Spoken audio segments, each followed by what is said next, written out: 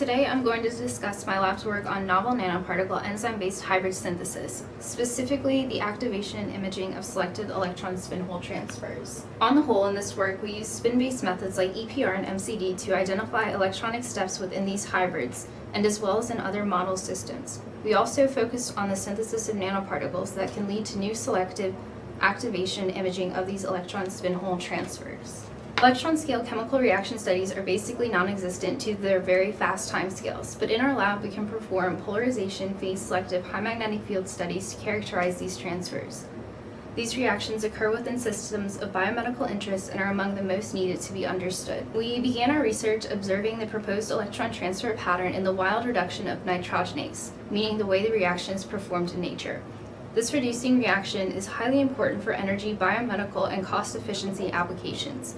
Ideally, we wish to achieve better imaging and control of this reaction to reproduce it more efficiently than in nature. We began by testing different activation pathways. The first pathway we examined was achieved by mixing two proteins. Subsequently, we observed the resulting electron transfers. For the second activation pathway, we published an article documenting the fact that we can control and activate chemical reactions in selective redox molecules.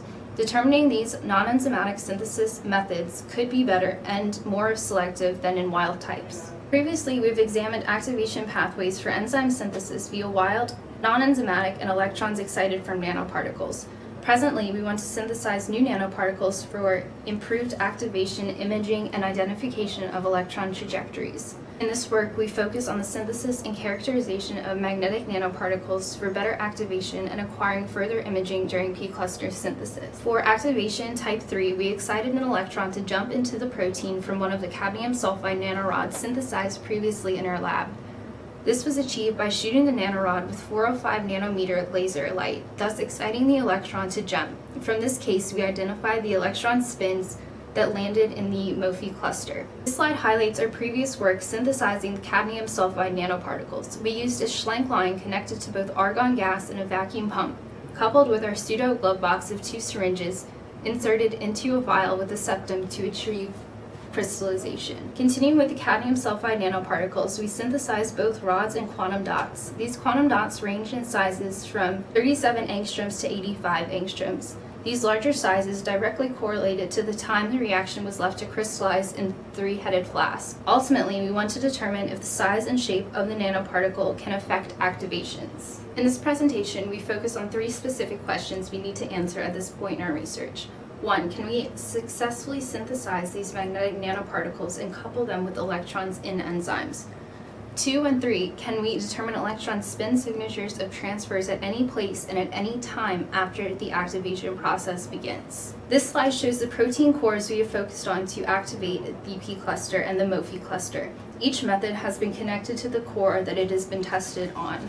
We use PTZ, a hybrid, as a model compound since the reaction and electron trajectories are well known. We use the PTZ to test the efficiency of the nanoparticles since when excited with the 405 nanometer light, the trajectories should match the well-known data. The main focus of our research at this point is the synthesis of magnetic nanoparticles for new choices of electron activation. We ultimately want to determine if we can see electron spin hole transfers in a local magnetic field. Following previous research of synthesis, we prepared to crystallize the magnetic nanoparticles, reducing our reaction to 1/3 of the original. This flow chart explains all of the steps required, which were much easier than the cadmium sulfide nanoparticle synthesis. I will go in depth into each of these steps in the following slide. The first step was a simple dissolving of the iron 3 chloride in the ethylene glycol.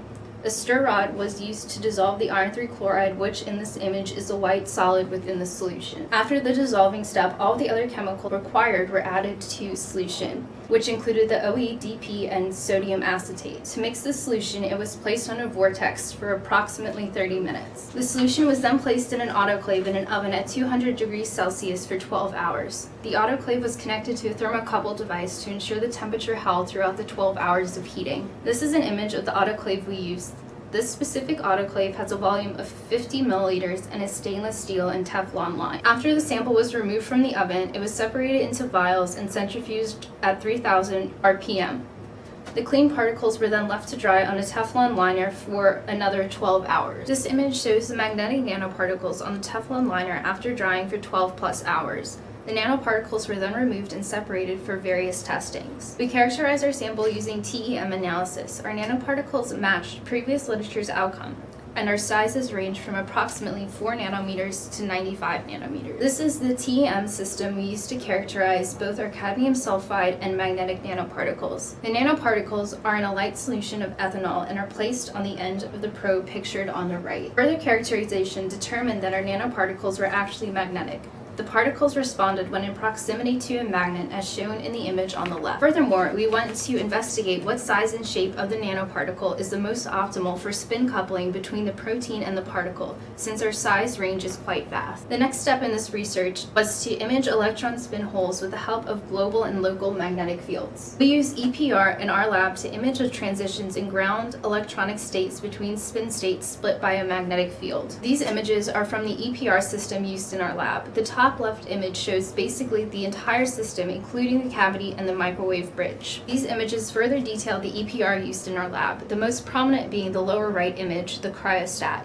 The cryostat is used when the samples, like in the top right image, are at very low temperatures, which in our case is around 4 Kelvin. Our EPR results displayed the signature spectra of the magnetic iron oxide metal and also the typical G value for iron. This slide displays previously determined EPR spectra from an MIT lab for the iron oxide at various temperatures. We went to further our studies to measure the magnetic nanoparticles at various temperatures to determine if there is any spin change as a result of temperature. Our magnetic nanoparticles also were determined to show properties of superparamagnetism, meaning small nanoparticles' magnetization can randomly flip with the influence of temperature. Also, when a field is applied to the assembly of these particles, the magnetic moments can align with the applied field, which can result in a net magnetization. This slide highlights one of our main goals, which is to couple the electron spin of the P cluster with the paramagnetic field of our nanoparticles. Since our samples are kept at very low temperatures, our EPR system is connected to liquid helium to maintain these low temperatures around 4 Kelvin. We expanded our studies to include measurements of P cluster during its synthesis. Currently, we're working to identify electron transfer processes during P cluster synthesis using MCD. MCD is similar to EPR, providing spin of the system from the ground to the excited state. This builds a framework for magnetic nanoparticle coupling and electron spin hole coupling measurements and imaging. MCD measurements are the difference between absorptions of left circularly polarized light and right circularly polarized light.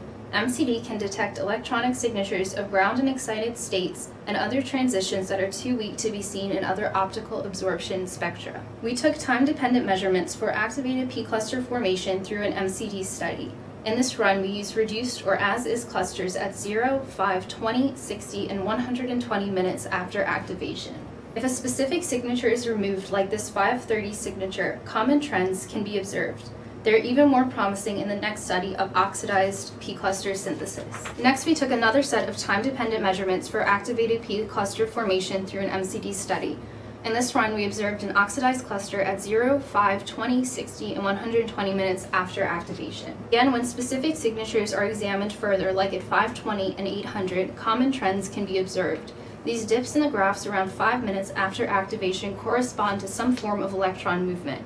We want to determine where the electron is going. This cannot be determined solely with an AV2 activation alone. We need a highly controlled activation. We continued with important characterization studies of electron-generating nanoparticles. We also completed the synthesis of magnetic nanoparticles for better local activation and imaging during P cluster synthesis. The synthesized magnetic nanoparticles have superparamagnetic properties ideal for selectively controlled magnetic field coupling between electrons and enzymes and the magnetic nanoparticles. We will use these local magnetic fields to influence electron spin hole transfers and help image their trajectories. We can determine electron spin hole signatures at any place in enzymes. We also want to determine electron spin hole signatures at any time during enzyme activity and any time during synthesis. We are developing and will apply new ultra-fast light methods for better imaging and control of the electron spin hole separation and transfer process. We ultimately are looking for biomedical applications of these hybrid methods.